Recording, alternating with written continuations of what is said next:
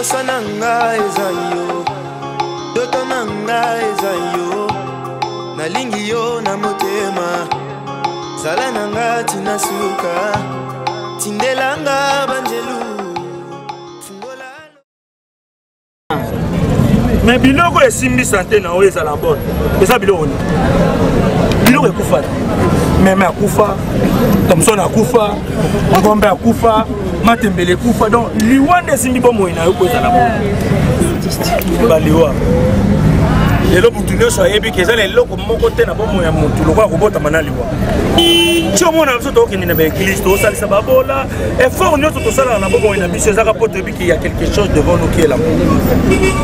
Mama so liwe ezalaka te mbele ta mosu baeglise mpe ezala nango te okeluka nini eglise mpo liwe eza nango te elo etondo oyo namoni koko moko bela na kati ya presse na kati se ozobanga mokolo okufa bakote yo nate so ozokomprendre donc so omoni mwana akomi kaka ye na kaye libala komi otanga seke examen ezali soki examen ezalaka nango te otangela nini oyoki kaka professeur atoke na biso toleka je veux dire c'est la mort qui nous fait peur c'est grâce à la mort nde tobongisaka conduite na biso mpo ntango liwe koya tomona nkembo na yawe. Je crois que c'est ça. Donc passer de la foi azana raison terre opekisa liwa oyo nzambe akrea mpo bato babanga somo na ye ebisanga ba liwa eloko nini yokobangela nzambe eloko te eza bilo mibale kanisisa bato nzambe makasi kimobola na liwa yango pena okodonk baninga baosambela calme yo kosote eyawe na nka elibota na nka banyau na monaka obandokanga na banyau bana Yesu a 33 ans Yesu mwana na nzambe a 33 ans devant la mort eloko nini yokopekisa liwa omoni bible oyo totangaka bato wana tu bakufa Josué wapi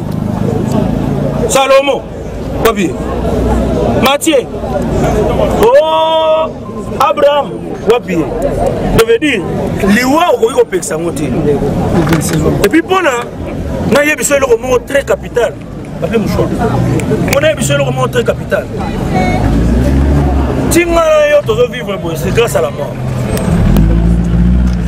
bon yobi te bomoi eloko esimbi bomoi eza liwa po yo ozala bonne santé fo sana po ozala a bonne santé fo sana folia au mélange na pose aux questions te pose aux alibende na tuni aux questions bon yo peux poser na so question on a posé aux questions pose à en bonne santé la pose aux questions pose à la en bonne santé faut ça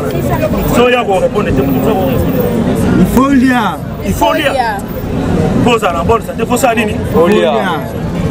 mais biloko esimbi santé na oyo ezala bonne eza biloko ni biloko ekufa meme akufa Thomson akufa Ngombe akufa Matembele akufa donc liwande esimbi bomoi na yo ko ezala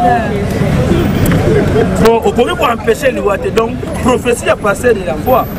aza pasteur asambela atia biso na mabondeli mais kolobaka liwa ezosoba bacomédien soki tokoti ya lelo omona ke ezaka na bacomédien te bato babimawa liwa ezali mpona bato nyonso donc tant que moto akozala na bomoi tant que liwa ekozala ozomona donc mama nazo aloba ngana wana ndete mpona yebika eza ya koteka mpona suka balidera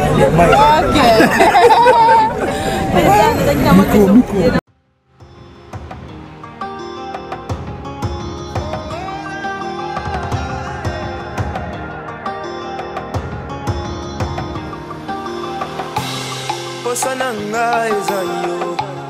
doto nanga ezayo, nalingi yo na motema, sala nanga tina suka, tindelanga banjelu.